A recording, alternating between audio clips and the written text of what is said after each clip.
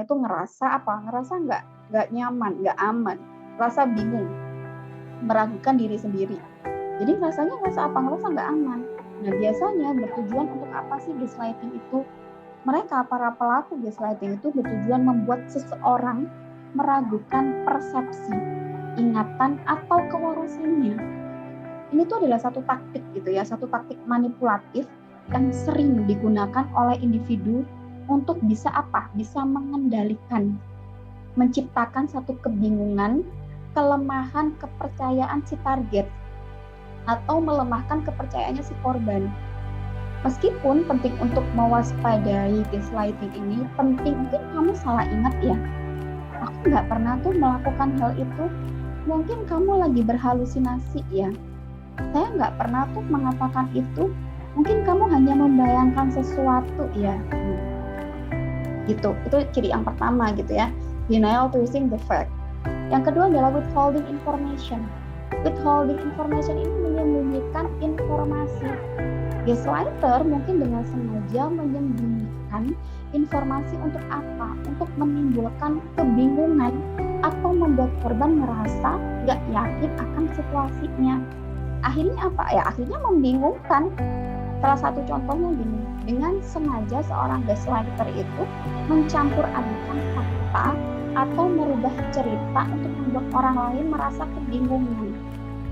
Ya, jadi mencampur adukan antara fakta atau merubah cerita. Jadi ngerasa bahwa coba deh cek lagi gitu, kamu yang salah, pikiran kamu yang salah gitu. Nah, seperti itu. Jadi menantang pikiran, perasaan, ingatan si korban. Gitu. Dan yang kelima adalah isolasi. Nah, pelaku gaslighting ini kejamnya membuat sebuah situasi kondisi terisolasi bagi si korban dari temannya, dari keluarganya, dari jaringan pendukungnya, sehingga membuat korban lebih bergantung pada realitas versi pelaku gaslighting. Ya, paham ya di sini ya. Jadi pelaku itu biasanya malah mendominasi cerita lebih dulu ke temannya, ke keluarga, ke jaringan pendukungnya ya, untuk ngerasa tahu balas budi. Nah ini adalah salah satu kalimat yang sering dilemparkan kepada anak. Kamu tuh anak yang nggak tahu balas budi. Tahu nggak sih teman-teman, ketika teman-teman dapat kalimat itu, udah mulai kecil aku rawat, udah mulai kecil aku kasih makan, aku belikan baju bagus, tapi kamu nggak tahu balas budi.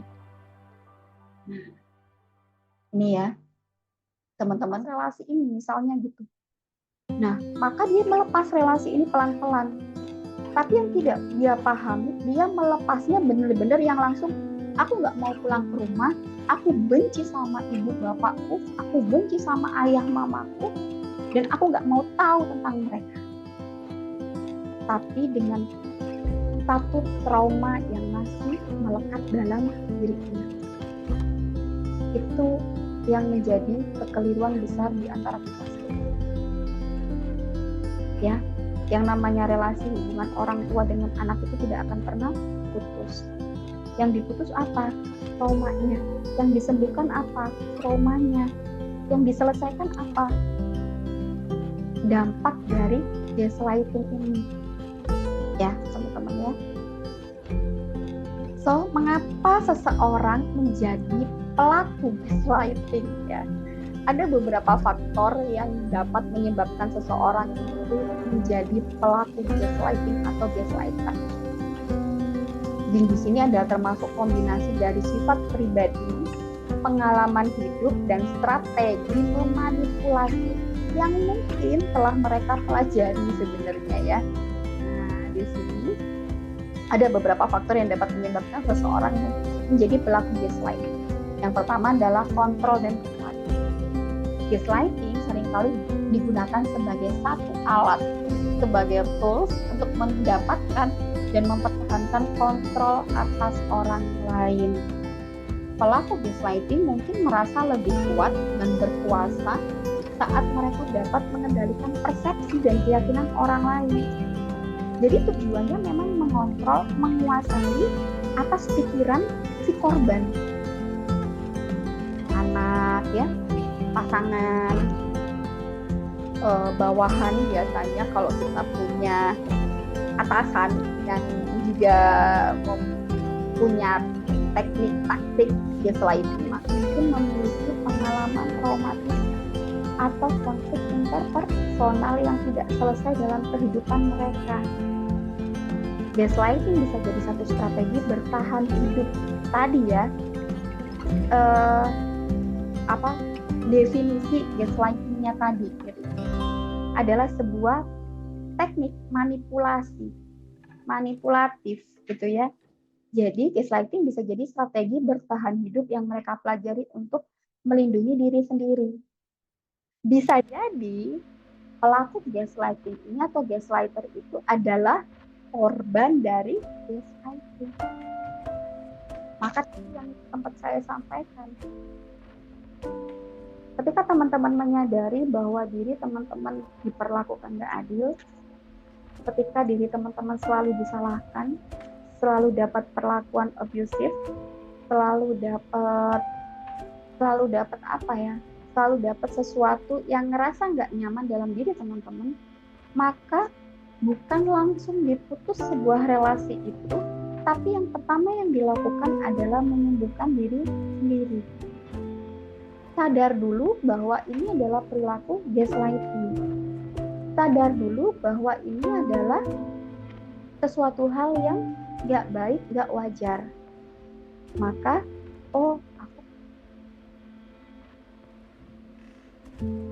Oke, terima kasih teman-teman semuanya sudah berpartisipasi dalam breakout room. Jadi, memang ada indikator tadi ya, ciri-ciri sama seperti tadi yang sudah saya sampaikan gitu ya. Benar semuanya teman-teman tadi, bahwa yang pertama adalah meragukan kewarasan orang lain gitu ya. Jadi pelaku gaslighting itu sering meragukan kewarasan ingatan orang lain.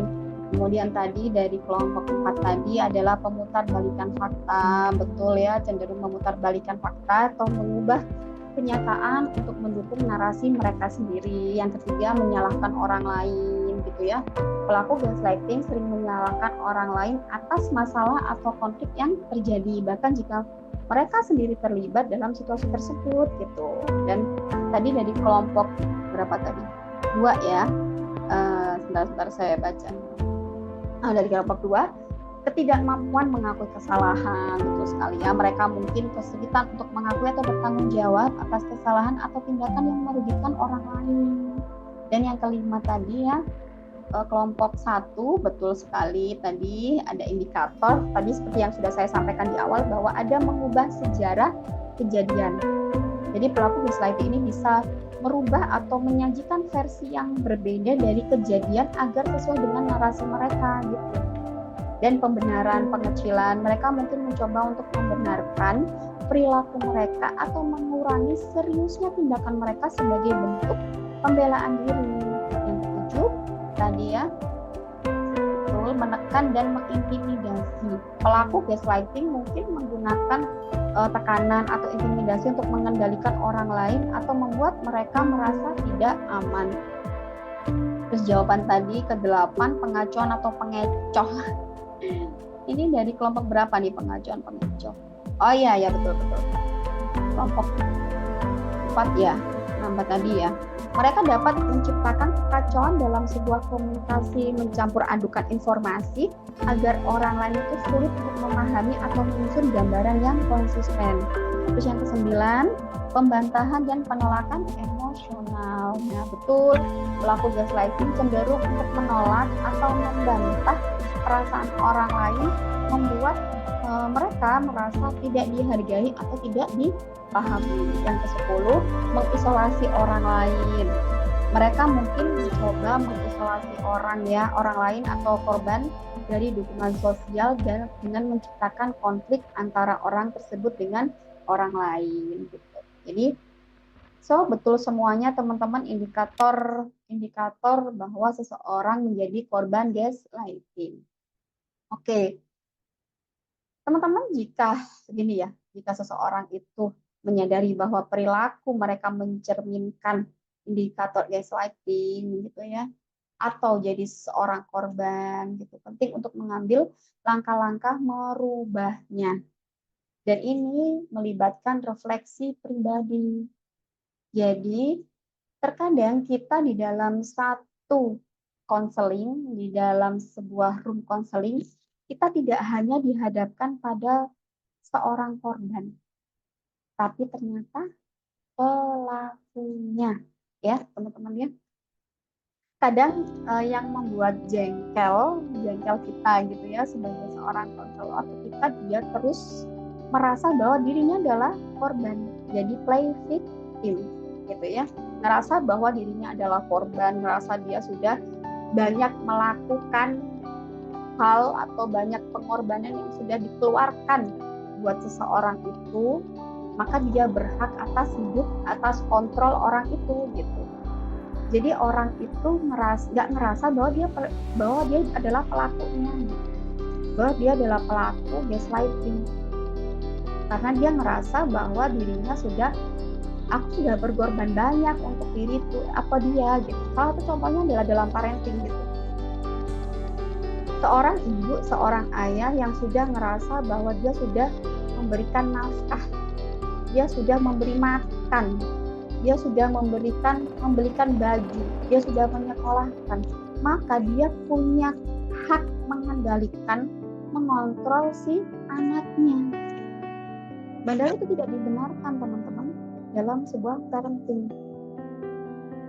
Anak bukan atas anak itu dilahirkan, tapi keinginan keinginan orang tualah punya anak. Maka sudah kewajiban kita memberikan makan, memberikan minum, memberikan tempat yang layak, memberikan pakaian yang layak, memberikan pendidikan yang baik. Sudah kewajiban orang tua. Maka ketika kewajiban itu tidak didasari dengan rasa ikhlas, kalau bahasa orang Jawa diundet-undet, ya, aku tuh ya mulai kecil udah ngurusin kamu. Maka ketika kamu udah besar sedikit, kamu udah lupa kacang pada kulitnya, gitu ya. Jadi ada seperti itu gitu. Jadi ketika kita berhadapan di room counseling ya teman-teman ya, berhadapan di room counseling, kita tidak hanya berhadapan dengan si korban, tapi kadang kita berhadapan dengan si pelaku.